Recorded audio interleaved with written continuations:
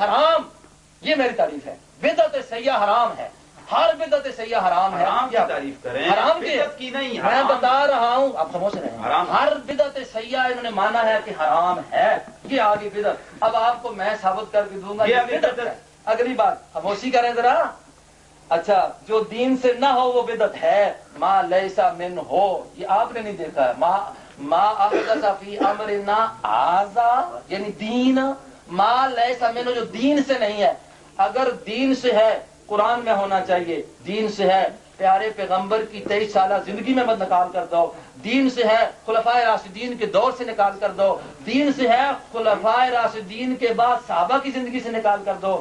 دین سے ہے تابعین سے نکالو، تبع تابعین سے نکالو، ائمہ فقہا سے نکالو. مولانا انفی ہو، ائمہ فقہا سے نکال کر دو. ویسے دین بناتے ہو جس کو دین بنا دیا. دین سے نہیں ہے.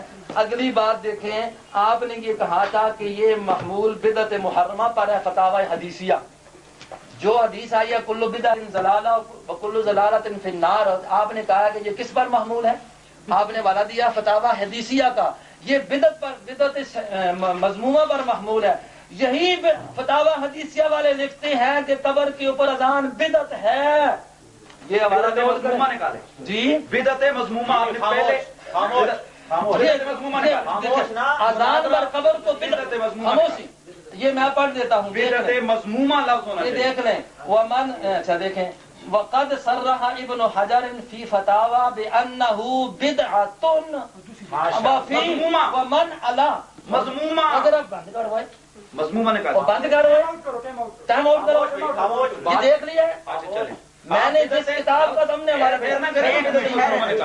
میں بتاتا ہوں. اسی فتاوی حدیثیہ کے اندر انہوں نے یہ کہا ہے کہ جو تقسیم ہوتی ہے نعمت البدعۃ حی ارادۃ البدعۃ لغویہ، یہ جو تقسیم ہے سیئہ اور حسنہ کی، یہ آپ کا فتاوی حدیثیہ ادھر مولانا اس کے اندر ہے. یہ بدعت سیئہ اور حسنہ کی تقسیم جو ہے یہ لغوی کی ہے، شرعی کی نہیں ہے.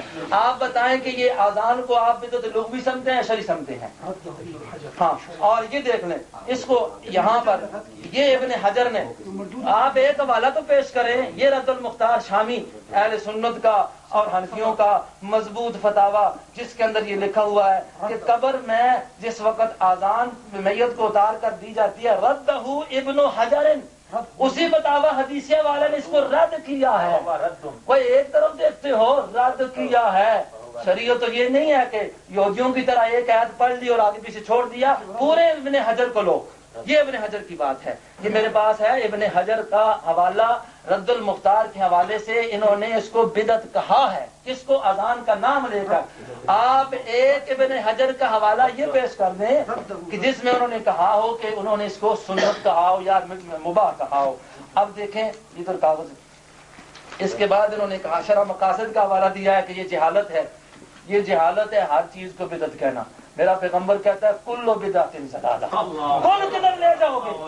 کل بدعت ضلالہ. سن والی صاحب، ایک ہوتی ہے بدعت لغویہ اور ایک ہوتی ہے شرعیہ.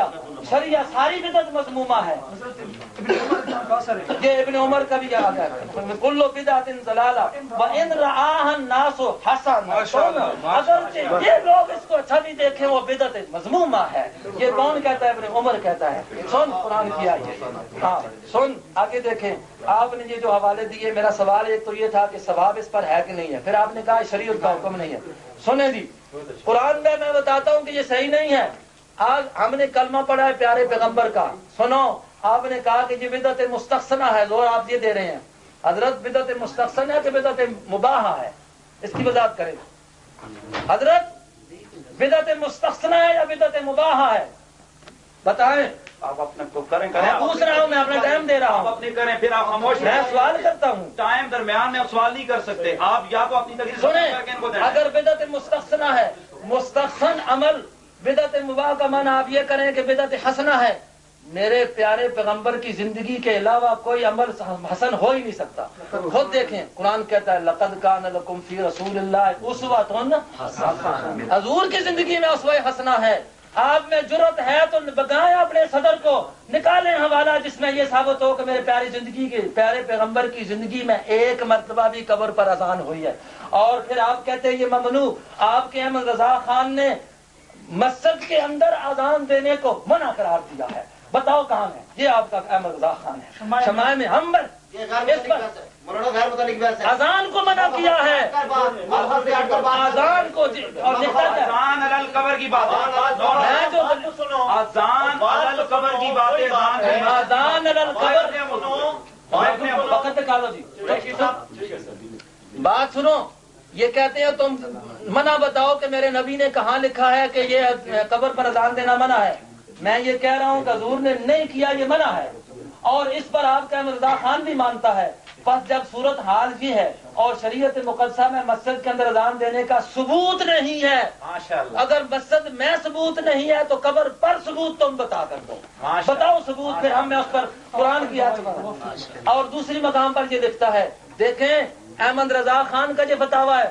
آج میں آپ کی بڑوں کی باتیں لایا ہوں، آپ کو تو اپنے مسلک کا پتہ نہیں ہے، خدا کی قسم کتابیں کہاں پڑھی ہیں. یہ فتاویٰ رضویہ ہے جس کو نام دیا عطایہ نبویہ کا، اور اس میں یہ لکھتا ہے ایک چیز کے داعیہ موجود ہوں اور وہ چیز قرون مشہود لعاب خیر میں نہ ہو، یہ اس کے ناجائز ہونے کی کافی دلیل، غلط ہونے اس کا داعیہ موجود نہیں تھا.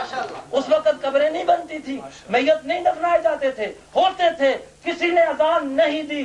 پورے 3 زمانوں میں جرأت ہے تو نکالو ثبوت پیش کرو. یہ کہتا ہے خود بنا ہے، اور اعتصام میں لکھا ہوا ہے، حضرت امام مالک رحمۃ اللہ کا فتویٰ سن لو. اعتصام والا لکھتا ہے کہ یسقط الشارع عن الحکم، عبارت پڑھو یا ضرب الثانی حرام ہونے کی، منع ہونے کی دلیل یہ ہے. سمجھ نہیں آئی، دوبارہ پڑھے آپ. میں بتا رہا ہوں ذرا ویڈیو پڑھ رہا ہوں. سن، علامہ اعتصام والا لکھتا ہے دوسری قسم ممانعت کی، ممنوع کی، حرام کی، ناجائز کی، غلط ہونے کی یہ ہے ان یسقط الشارع عن الحکم الخاص سے، جب شارع حکم خاص سے کیا ہو جائے، خاموش ہو جائے، وہاں اس کو نہ بیان کرے، اور یاترو کا یا اس کو چھوڑ دے، تو یہ اس کے ناجائز ہونے کی دلیل ہے. ناجائز حرام ہوتا ہے، ناجائز حرام ہوتا ہے. سن، لقد کان لکم فی رسول اللہ اسوۃ حسنہ، یہ وقت لکھا ہے. ادھر مولوی صاحب، ادھر مولوی صاحب، لقد کان لکم فی رسول اللہ اسوۃ حسنہ، پیارے پیغمبر کی زندگی میں اسوہ حسنہ ہے. اس کے علاوہ کوئی آپ ایسا عمل بتا دیں کہ اس کے علاوہ بھی کوئی اچھی بات ہو. کون سی بات ہے؟ قرآن کی آیت دیکھیے، اللہ رب العزت کہتے ہیں الیوم اکملت لکم دینکم واتممت علیکم نعمتی. دین مکمل ہوا میرے پیارے پیغمبر پر، ہر کے درمیان سے دین مکمل ہوا پیارے پیغمبر پر. اس دین کے اندر جو پیغمبر پر مکمل ہوا، زبیر شاہ صاحب جرأت ہے تو بتاؤ کہ اذان قبر پر ہوئی ہے. الیوم اکملت لکم دینکم ورضیت لکم الاسلام دینا. اللہ اسوہ حسنہ کو پسند کرتا ہے، اور وہ کون سا دین تھا؟ رضیت لکم الاسلام دینا.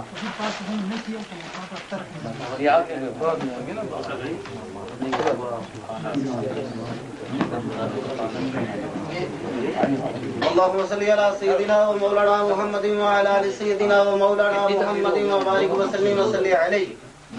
مولانا المحترم نے یہ کہا تھا اپنی تقریر میں کہ یہ اشیاء میں، مولانا یہ اشیاء میں باقت ہوتی ہے.